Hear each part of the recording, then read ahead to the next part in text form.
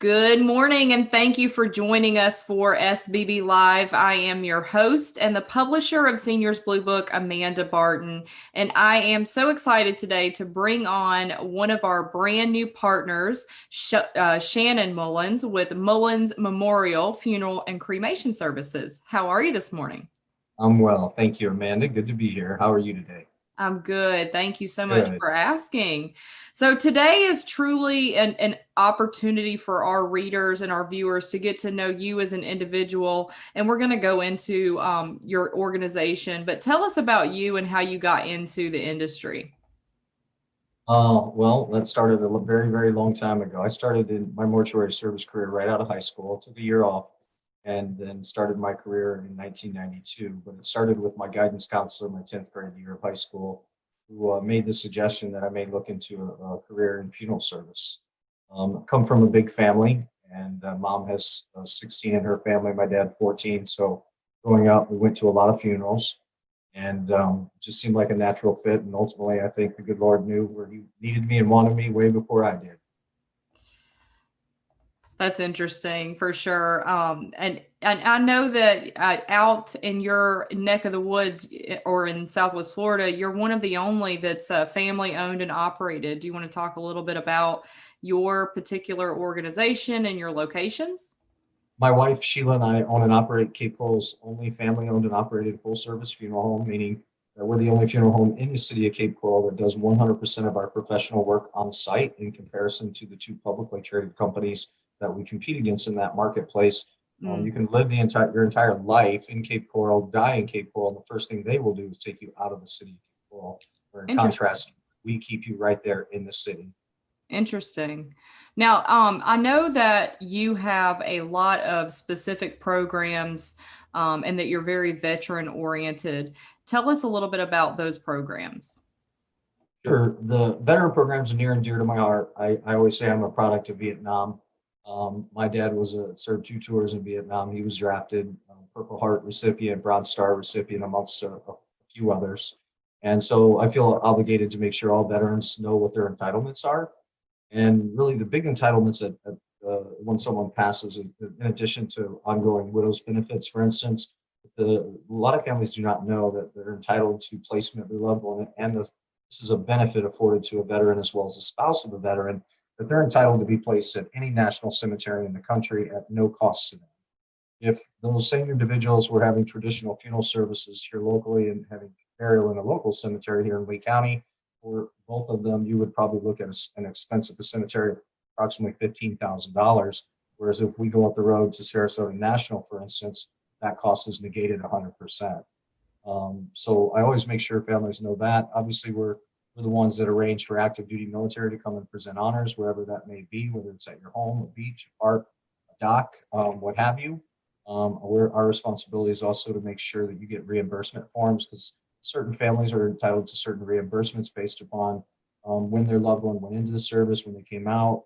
Um, did they serve during wartime? Is there a service-related injury? Did they pass away in a VA facility? So there's lots of factors that determine what a veteran may or may not be entitled to. So we always make sure that they know that those entitlements exist, and we try to get them the necessary reimbursement forms so that they can get all that they're entitled to. They've earned it.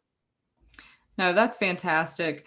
And I know that it's a really good idea to have these conversations with your family early. We're coming upon the holidays, and the joke is always like, pass the gravy. Do you want to be buried or cremated? But talk to us about how pre-arranging and having these conversations can not only save your family a lot of anxiety, but it can also save them money. You know, it's a hard conversation. And at some point in time, you're going to have it. And I always say that if you do it right, you really only have to have that conversation one time. And the truth of the matter is, when you're having that conversation in advance of a death, it is business decisions that you're making. You're not making emotional decisions. And therein lies the difference.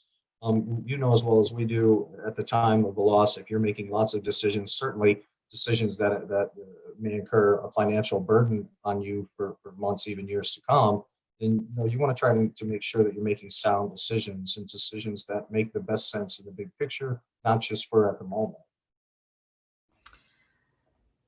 And one of my jokes is always the cost of living is going up. Talk to me about the cost of dying. You know, it's a factor. I believe that my wife and I's purpose is to help offset some of those expensive funerals that we're also accustomed to. Right. Back home in Kentucky, Ohio, where my wife's from in New England, you know, it's not uncommon to spend 10, 12, $15,000 on a funeral service. It's a lot of money. And sometimes it does impact families' financial situation in the future. So Sure. we just try to say, hey, let's talk in advance so we can make some sound business decisions, not break the bank at the time. But as a rule of thumb, you know, in Southwest Florida, it's a different animal, if you will, that where we deal with a lot of direct cremations. So the direct cremation cost is extremely competitive, if not the most competitive in the marketplace in the entire country. Okay. Um, but if you skip over to a traditional funeral service, because of where we're at, we don't do a lot of traditional funerals. Yeah, that price continues to climb, and it will continue to climb. The mortality rate is not slowing down, and you know, the cemetery property they're not making any more. No, and that was actually going to be my concluding question for you. I've always been very curious about this. Are we running out of room um, for people to be buried? Is it more of a conscientious environmental decision to be cremated? What are your thoughts on that? It's a wide array of decisions why people go burial to cremation or donation to science, for instance. I don't think that necessarily we're running out of property. I think that's a problem that my 10-year-old daughter may encounter, but I don't think me pushing 50 is going to experience that problem per se. I think most people are choosing cremation over burial as the predominant means of disposition these days, simply because of cost. It's less expensive. You're not in a hurry to get everything done. You have more flexibility with regards to us being more of a transient populace. So people are, you know, it takes a lot of the pressure off of having to book a flight, jump in the car, and take off. And people are, you know, what we're really focusing on these days is giving the immediate family what they need is maybe as far as a viewing and allowing them that piece to say goodbye. But as far as extended family and friends, neighbors, you know, most families are choosing to have that celebration of life at a later time at an offsite facility, whether it be a happy place such as the beach, a park, their home, restaurant, bar, what have you. So the cost is overall, I think in Southwest Florida, if you're choosing cremation, it's going to be the least in the country. But if you're choosing burial, you're going to pay for it. Yeah, for sure. There's a lot more that goes into it. I can imagine on both ends. Um, One last thing I wanted to ask you as far as COVID, talking about the elephant in the room, how have you seen funerals change and how have you guys adjusted to that change? Well, you know, as a mortician of 28 years, I always look at things like that and go, well, we've always been dealing with infectious and contagious diseases. Nothing has really changed there. And some of the things that we've been dealing with and continue to ongoingly deal with, there are some of these are 100% mortality rate. They will kill you. It's not, it may, or there may be a percentage of mortality, 100% mortality if you catch some of these diseases that we've always been dealing with. So what we've personally been doing, we continue to build barriers when we're in the presence of a decedent that may or may not be COVID positive. We don't truly know what someone has or doesn't have ultimately anyways. So we always put barriers in us, barriers on the decedent in between. But more importantly, what we're doing at the funeral home is we always cleaned our funeral homes every single day. First thing in the morning, everything got sanitized. Well, now we're doing that multiple times throughout the day. When someone leaves, we disinfect the funeral homes. Comes in, we take care of business with them, whatever it may be. They leave, we just sanitize and disinfect again.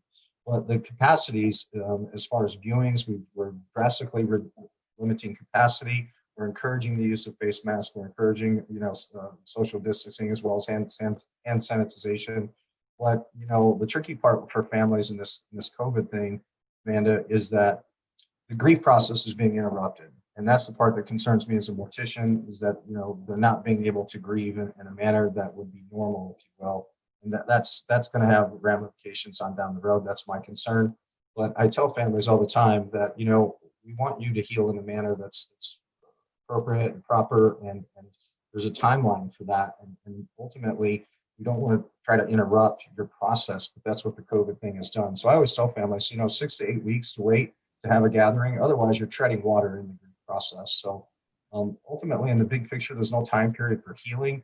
But I always feel like, once that day has come, that celebration, that time of commemoration, tribute to their loved one, the next morning when they wake up, there's going to be a load off their shoulders. They're going to be able to kind of move forward at that point. And we don't want them to tread water in that process too long. So those are some of the things that we're doing different. But You know, it's constantly changing, and you're constantly being aware of what something that we got to do today that we may not have had to do yesterday. for sure. And speaking from experience, I can say with my grandfather who just recently passed away, it's a COVID funeral is not one to be desired. Um, No, no. A lot of people. I have a close friend. Right after this started, she had to send her dad to Colorado, yeah, and he wanted the big to do. He was looking forward to the party and having all of his friends there, and to be able to have 7 people. And they were able to have 10, but that included the funeral yeah, home staff, that includes cemetery staff and the minister. So they ended up yeah, having seven people there, which is just so sad for them. yeah. It's not the tribute they envisioned for the day. No, my grandfather was 91 years old, and him and my grandmother had kind of planned out the funeral and knew what songs he wanted and knew who he wanted his pallbearers to be. So, his celebration definitely would have been a lot larger. He lived a great life though. So, and the funeral home up there did a great job. But Right. like you said, it's very expensive if you wait. So I encourage everyone to pre-plan, pre-plan, pre-plan. And Sorry about your grandfather. thank you. I appreciate that very much. I'm really excited to bring you onto the partnership and have everybody get to know you and your 2 locations out in Fort Myers and Cape Coral. So thank you so much for coming on the show today, Shannon.